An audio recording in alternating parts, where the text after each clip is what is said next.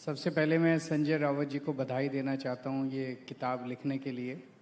इसमें फैक्ट्स भी हैं बहुत सारे और बहुत इमोशनल किताब भी है, तो जिन लोगों ने नहीं पढ़ी है वो ज़रूर इसको पढ़िएगा।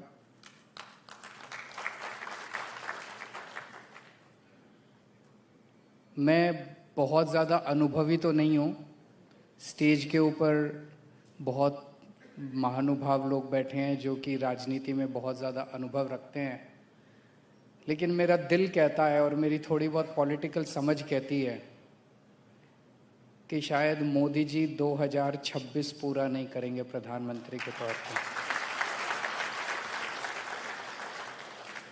मोदी जी और अमित शाह जी जाने वाले हैं, उनका साम्राज्य खत्म होने वाला है। जनता के अंदर वो इतने अनपॉपुलर हो चुके हैं, इन्होंने हजारों लाखों ट्रोल बिठा रखे हैं, उसके बावजूद वो सोशल मीडिया का नैरेटिव कंट्रोल नहीं कर पा रहे।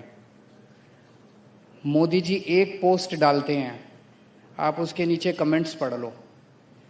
एक समय ऐसा होता था कि इनकी पूरी मशीनरी मिलके एक भी नेगेटिव कमेंट अगर आता था तो उसको ये लोग डिलीट या म्यूट या कुछ मेरे को तो ज़्यादा नहीं पता, वो कुछ कर देते थे। अब तो पूरा का पूरा मोदी जी एक ट्वीट करते हैं, नीचे सारी गालियां ही मिलती हैं उनको और कुछ नहीं होता उसके अलावा।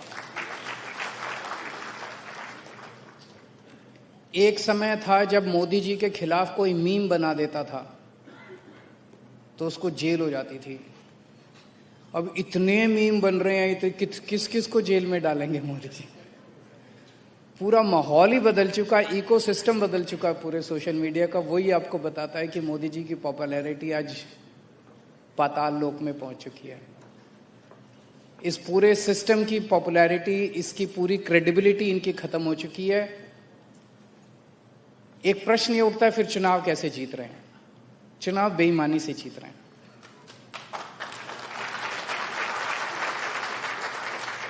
उसका सबसे बड़ा जीता जागता उदाहरण मैं हूं।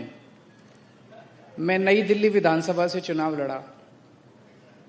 जब मैं जेल गया, जेल जाने के पहले मेरी विधानसभा में पिछली बार जब मैं लड़ा था 1,48,000 वोट थे। 1,48,000।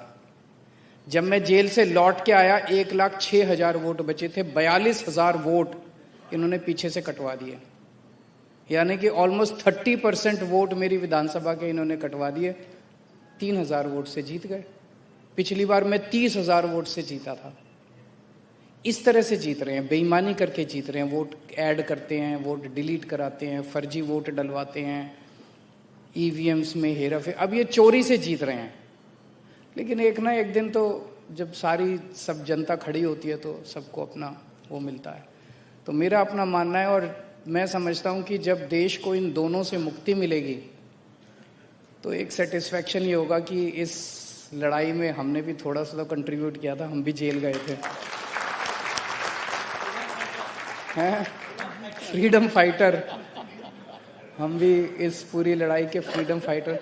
मुझे दुख इस बात का होता है कि इस देश की जनता ने जितना बड़ा मैंडेट इनको दिया 3 बार, ये चाहते तो इतना कुछ कर जाते देश के लिए। इतना मतलब देश याद करता है इनको। देश कोई 12 साल हो गए इनको, 12 साल कम नहीं होते किसी भी देश के इतिहास में, बहुत होते हैं। इतने बड़े बड़े काम करके जा सकते थे कि सुनहरी अक्षरों में। अब इनका पूरा ये कालखंड जो है ये काले अक्षरों में लिखा जाएगा हमारे इतिहास के अंदर। सबसे गंदा, मतलब कौन सा ऐसा कुकर्म है जो इन्होंने नहीं किया इन 12 साल के अंदर? सारे कुकर्म किए हैं इन लोगों ने। एक बात और कहना चाहूंगा कि अब इन्होंने सारा सिस्टम ऐसा कर दिया कि ईमानदार कौन है और बेईमान कौन है, इसकी परिभाषा बड़ी साफ साफ हो गई है। जो ईडी के डर से बीजेपी में जाए वो बेईमान है और जो ईडी के डर से जेल में जाए वो ईमानदार है।